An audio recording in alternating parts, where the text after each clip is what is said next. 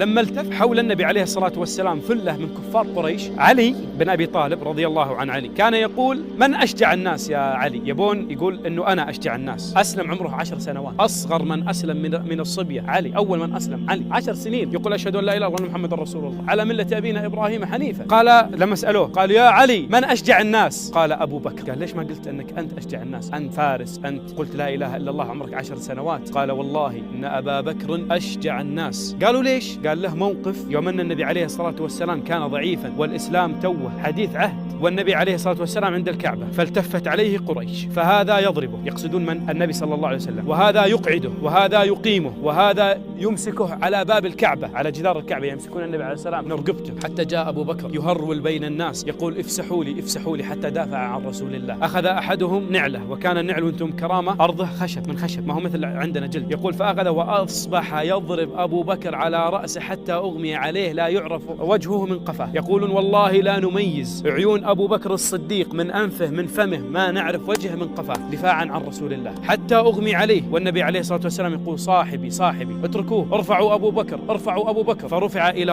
أمه لم تسلم بعد، سلمى. فلما فتح عينه أول شيء قاله: أخبروني عن محمد، وش حال صديقي، وش صار عليه، أعطوني علومه. قالت أمه: وش بالك بمحمد، وش لك بمحمد، أنت أدميت. قال: والله لا أطعم طعام ولا أشرب شراب إلا وأعرف أخبار محمد. ارسلي إلى فاطمة أخت عمر، أسلمت وأخفت إسلامها. فذهبت أمه لم تسلم، قالت: يا فاطمة وش حال محمد؟ قالت: وما شأني محمد وما شأني بابنك، ما تبي تظهر إسلامها. فقالت فاطمة: خذيني إلى أبو بكر ابنك. فلما جاءت قال أبو بكر: أخبريني عن محمد، بشريني. فالتفتت كانها تقول له: أمك موجودة. قال: هذه أمي أخبريني. قالت: أبشرك أنه بخير. قال: احملوني إليه. فذهب أبو بكر جمع من الصحابة اللي توهم حديث عهد معه أمه اللي لم تسلم أصلا، ويقولون أقدامه تخط الأرض إلى محمد عليه الصلاة والسلام. فجاءه فإذا النبي جالس، قال: يا رسول الله كيف حالك، وش صار عليك؟ قال: أنت كيف حالك؟ فحضنه النبي عليه الصلاة والسلام والدم يقطر منه أبو بكر رضي الله عنه، ثم قال: يا رسول الله ادع لأمي. أمه معه ما أسلمت باقي. فقال النبي: اللهم اهدي أم أبي بكر، اللهم اهدي أم أبو بكر. يقول أبو بكر: فما أنزل يديه إلا أنها قالت: أشهد أن لا إله إلا الله وأشهد أن محمد رسول الله.